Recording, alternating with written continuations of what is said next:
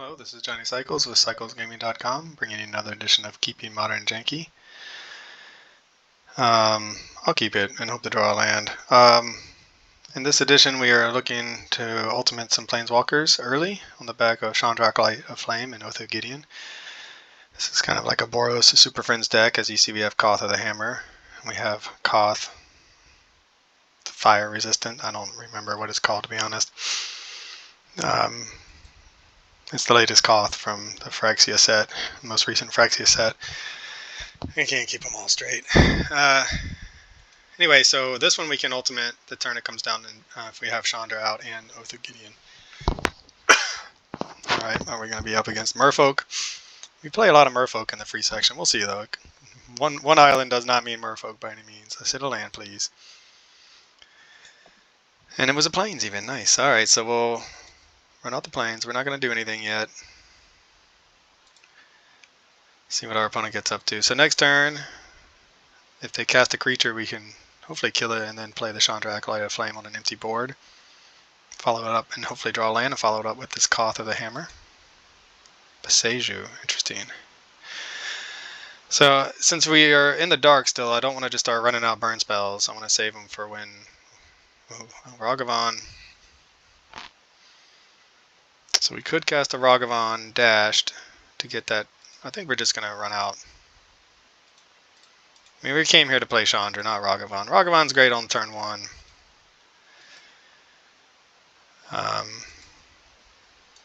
And Ragavan can be great in lots of spots, and even in that spot he would have been good, but we're here to play Chandra and 2 other Planeswalkers, and this is a chance for us to do that. So we are going to hopefully follow this up with Koth of the Hammer, make a mountain attack for a bunch, and then be able to ultimate him the next turn. Alright, so opponent has... It's got to be keeping a handful of counter magic, I would imagine. Oh, we drew the land. I forgot that we couldn't cast Koth without drawing a land, so the magic gods treated us kindly. So now what we could do is play this Ragavan, hit for 2/4. But I mean, we came here to Koth. No, we came here to play Planeswalkers, so we're playing Planeswalkers. Assuming this is going to get... No, nothing's getting countered. I wonder what's going on over there.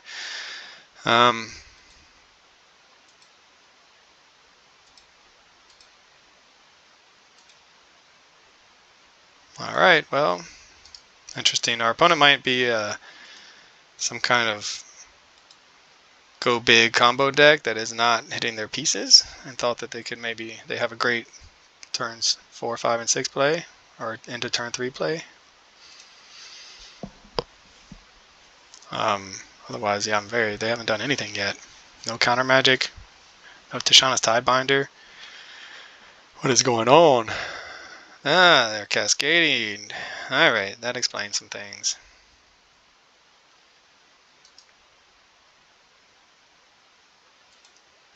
Glimpse of Tomorrow. Shuffle all permanents you own into your library, then reveal that many cards. Ooh, I see. That's great. Alright, so when they got omniscience. Wow, they went from nothing to just everything they could ever hope for.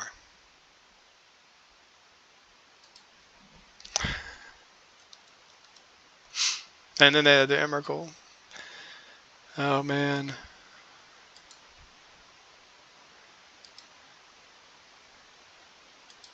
And they get to cast it too, so they get to take another turn. I'll let them attack. I mean, how often do you get to take an extra turn with Emrakul?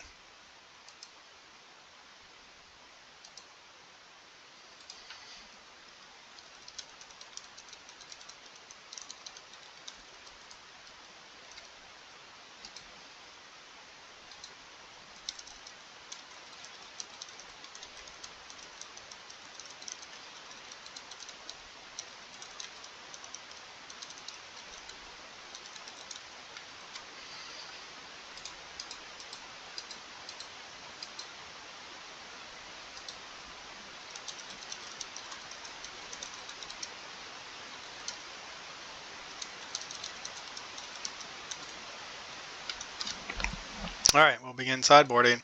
Yeah, I mean, I think they only had 3 permanents on the battlefield. They got incredibly lucky to spin into an Omniscience and then have the Emrakul in hand as well. But that does explain why they weren't doing anything. But maybe they have their deck's built to be very redundant in that Omniscience slot. I don't know what that would look like, to be honest. So, I mean, I think 9 times out of 10, their deck doesn't do what it just did. And we get to untap and start beating face even more. So if we got to untap there, we would have been able to attack for 6, and we had the 6 points of burn in our hand. So yeah, good for our opponent. They got what they needed in the right spot. They had no interaction up until that point, and they just needed the 1 Cascade spell to win, essentially. All right, so we go to our alternative sideboard playing a burn. We have 9 points of damage, a redraw, and a Ragavan. This looks good. Opponent's not chatty. That's okay. They might have their chat blocked. It's always kind of a hit or miss with chat. Usually if someone starts talking with you, they're friendly and they'll talk back.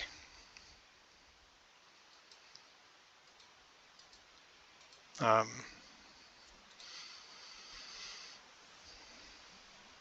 that would explain, their combo explains why they just basically let everything resolve, because they just needed to get the Emrakul down. Unless I'm misunderstanding the nature of that card, I'm pretty sure they got extraordinarily lucky. And that's okay. Luck is a part of the game. We could just destroy this plant token, but we'll see if they block. I mean, they want permanence on the battlefield so that they can get more permanence on the battlefield when they spin. Breeding pool.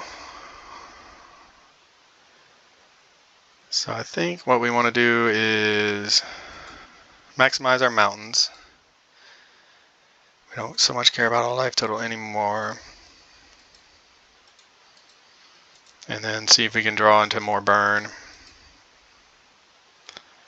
So Searing Blaze is good. I don't think they can go off next turn, so we can Searing Blaze this plant token after making a land drop and keep their permanent count down. Yep, never mind about that. Now they're gonna get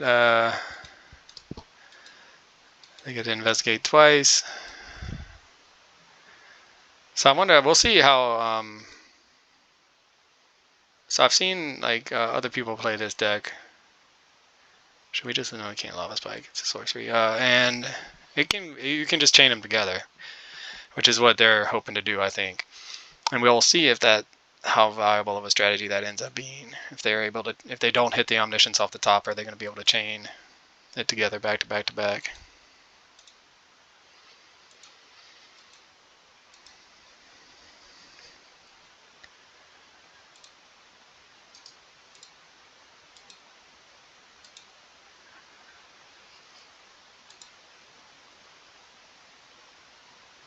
What did we get? Ardent Plea. So we could actually cast Ardent Plea. What would we cascade into? 3 mana to get into a 2 mana burn spell? Sure, why not? I mean, it's kind of fun doing other people's cards, and also this does give us Exalted. We cascaded into a Ragavan. Cast without paying its mana cost? Yes. Choose a Ragavan of it, and we'll keep the one that's untapped. So that was kind of a bust. We have 12 points of burn in hand. Do we survive this turn, though, is the real question. It looks like we will.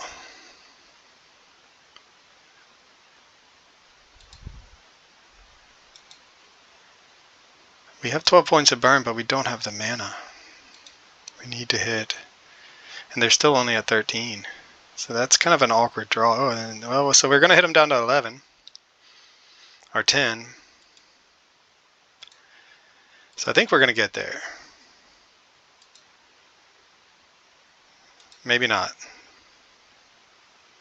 I shudder to do the math. If this was a mountain, I think we get there. We got their Emrakul. Okay, so we're going to undo that. Undo this. We'll do, oh man, Lava Spike. A lava spike, and then we're short. We're short the damage. We could lava spike, we'll save up lightning helix. So we did exile their Emrakul, which might be good. At least it keeps them from getting them. They probably only play one Emrakul. Because now they're going to end up going, and we'll just helix them now. Alright, so we were able to race them before they could find their third. They missed a land drop, and that's what slowed them down enough that it stopped them from doing what they were hoping to do. I think if they had made their land drop on time, we would have been too slow. But we'll try again. We just want another handful of burn. We probably shouldn't have taken that whole turn off to cast their Cascade spell. That was greedy. It was fun, though. And what is magic if not something to do that's fun for you, right? So we don't have the burn. We have 7 points of burn. We do have a Ragavan and then Chandra. Chandra can function as another burn spell. This is definitely on the slower hand. And it's going to be hard for us. Ooh, Leyline. So we should have brought in our Artifact Hate. So now we are in trouble. Should have planned for that, I guess. So all of our lava spikes. Our great hand is now a bad hand, but there's still hope. Not much hope, but we have to do the janky beats battle now. So I guess lesson learned. This is our 7th match playing this deck, and we've had some success with all our alternative sideboard plan. But here we see how, since they got game 1 and we got game 2 with our alternative sideboard plan, there is some motivation either to go back to your original build in game 3 or to at least bring in the Wear Tears against decks that you might suspect playing Leyline. And I really didn't suspect them to play Leyline, let's be honest. The Lava Spike doesn't even do anything to this plant token, unfortunately. Let's see if they block. I don't know why they would. They want that token.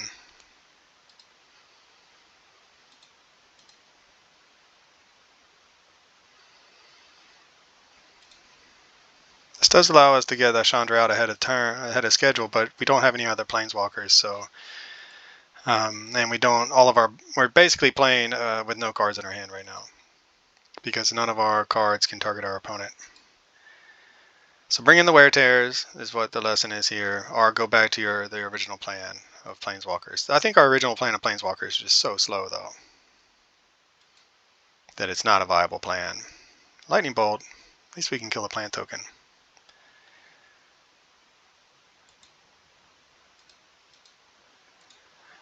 I mean, Lava Spike is so bad, so is Searing Blaze. However, we're going to be hitting for 4 a turn. I mean, that's not a great clock, but it's a clock. If they didn't have this, I mean, I assume they kept on the back of the Leyline. There's Ardent Plea again. We don't have anything else to do with our mana, except go get this Elegant Parlor. So we'll Cascade, see what we get. At least this can be of value at some point. We'll probably hit another Ragavan. Lightning Bolt. Choose any target. We don't have any viable targets, so no.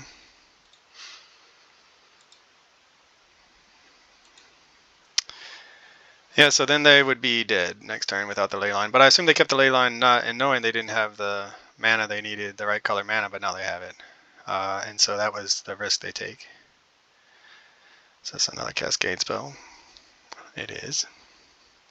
See what they spin into now. I mean, see what they get off of the Glimpse of Tomorrow. I assume that's their only spell. Yeah. Now let's see if they can get another Omniscience. So they're going to get reveal that many cards from the top of your library. Put all non-aura permanent cards. Reveal this end of the battlefield. Then do the same for aura cards. So they're going to get 5. So they're going to lose their Leyline. Wow. 3 Omnisciences. So I must be misunderstanding this card. Alright, they only have 2 cards in hand. There is a chance in the Grizzlebrand, which they're not going to really want to pay their life. Although, you know, I'll take that back. They're probably going to want to pay. They can play anything from their hand, so Grizzlebrand Yeah, draw 7, might as well. You might get an Emrakul. Hopefully we exit. No, that was last game. We exiled the Emrakul. I must be misunderstanding this. So non-aura I get, but then the aura cards, I guess that's enchantments, and their only enchantment is Omniscience. Alright, so they're going to cast an Endurance. They have 8 cards. They must not have the Emrakul, or they would have cast it.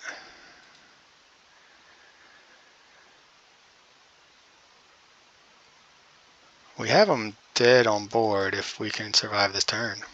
If they can fizzle it. They've already drawn. They're at 7. They can't draw again. They must not have gotten their Emrakul. They're